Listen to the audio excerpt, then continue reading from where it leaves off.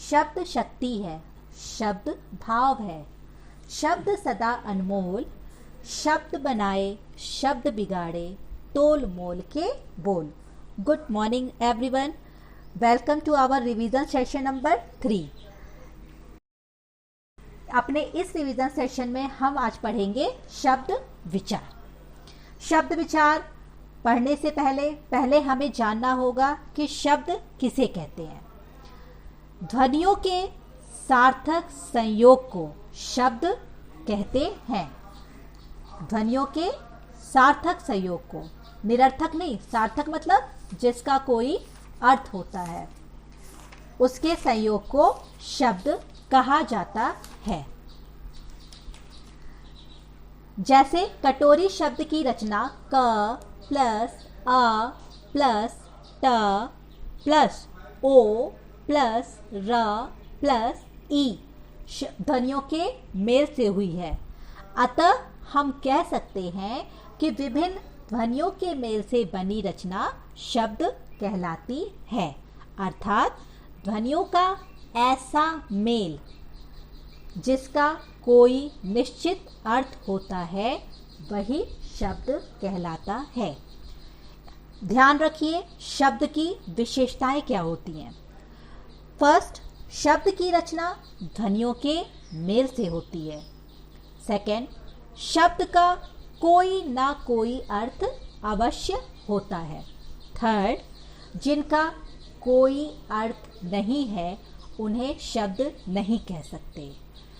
Fourth, शब्द भाषा की स्वतंत्र इकाई है। शब्द निर्माण कैसे होता है? स्वर और व्यंजन के सार्थक मेल से किसी भी शब्द का निर्माण किया जाता है। आइए अब हम देखते हैं शब्दों का वर्गीकरण। विभिन्न प्रकार के शब्दों को निम्नलिखित आधार पर बांटा गया है। पहला, प्रयोग के आधार पर। दूसरा, उत्पत्ति या स्रोत के आधार पर। तीसरा, रचना, बनावट या व्युत्पत्ति के आधार पर। और फोर्थ है हमारा अर्थ के आधार पर। तो आज हम पहले पढ़ेंगे प्रयोग के आधार पर शब्द का वर्गीकरण। प्रयोग के आधार पर शब्दों को निम्नलिखित दो भागों में विभाजित किया गया है। पहला है विकारी शब्द और दूसरा है अविकारी शब्द। विकारी शब्द क्या होते हैं, पहले हम ये जानते हैं। जो शब्द किसी भी लिंग, वचन, कारक तथा काल के प्रयोग के आधार पर परिवर्तित हो जाते हैं, उन्हें विकारी शब्द कहते हैं। और इसके 4 भेद होते हैं: संज्ञा, सर्वनाम, विशेषण और क्रिया। अविकारी शब्द वे शब्द जिनमें लिंग, वचन, कारक और काल के कारण कोई परिवर्तन नहीं होता, उन्हें अविकारी शब्द या अव्यय कहते हैं। ये भी 4 प्रकार के होते हैं। पहला होता है हमारा क्रिया विशेषण, दूसरा संबंध बोधक, तीसरा समुच्चय बोधक और चौथा होता है विस्मयादि बोधक।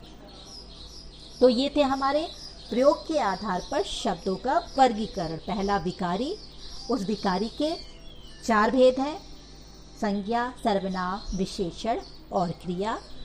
दूसरा होता है अविकारी, उस अविकारी के भी 4 भेद हैं: पहला क्रिया विशेषण, दूसरा संबंध बोधक, तीसरा समुच्चय बोधक और चौथा विस्मयादि बोधक।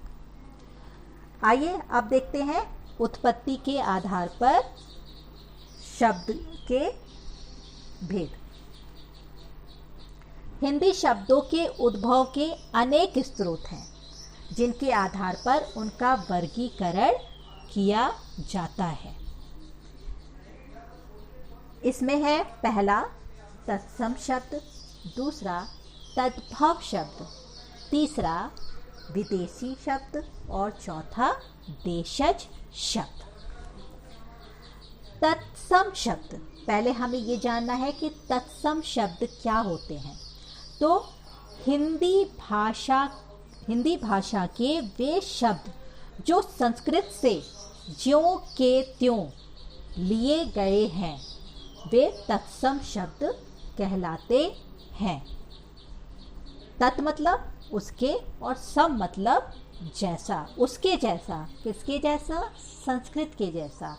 यानी कि जो बिना किसी परिवर्तन के संस्कृत से जो के त्यों हमारे हिंदी में प्रयोग किए जाते हैं उन्हें हम तत्सम शब्द कहते हैं। इतना ध्यान रखना, तत् उसके, सम मतलब जैसा।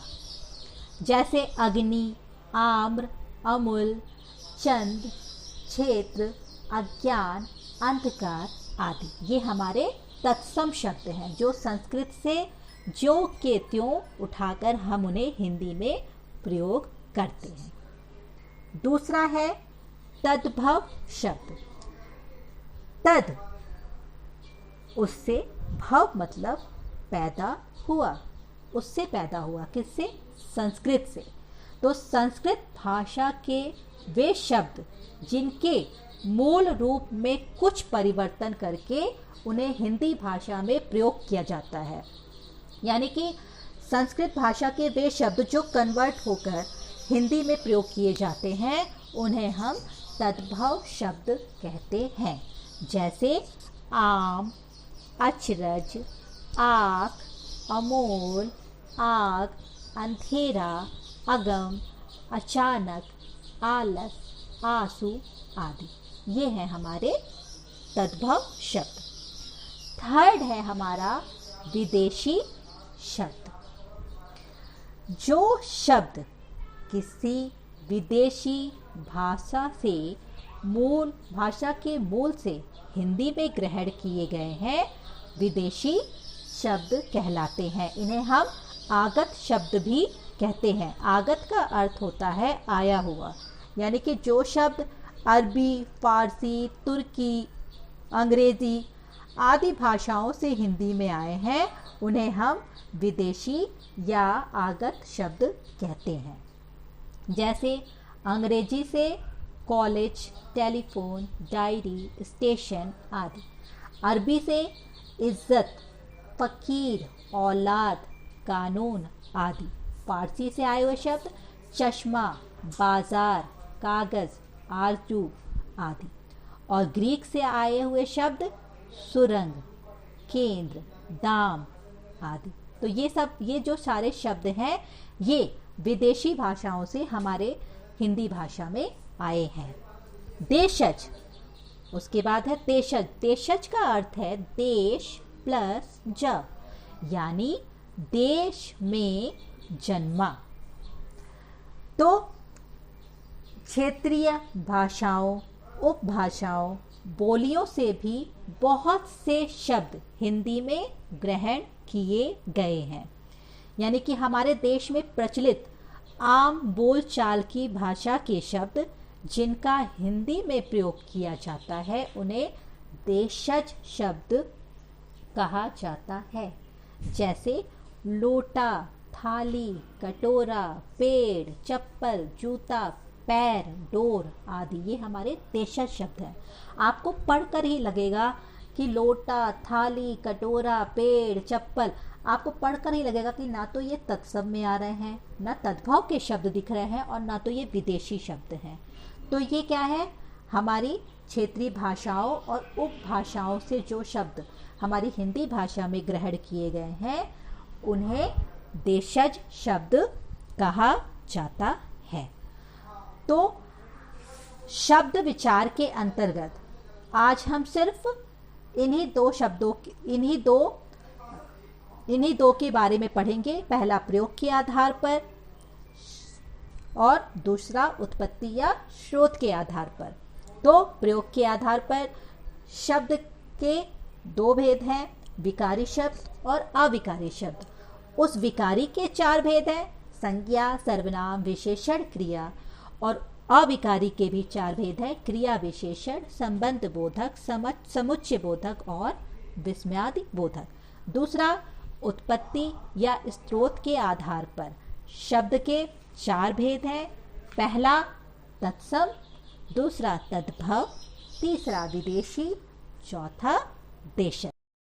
हम अपने अगले रिवीजन सेशन शब्द विचार पार्ट 2 में पढ़ेंगे रचना, बनावट या व्युत्पत्ति के आधार पर शब्द के भेद और अर्थ के आधार पर शब्द के भेद।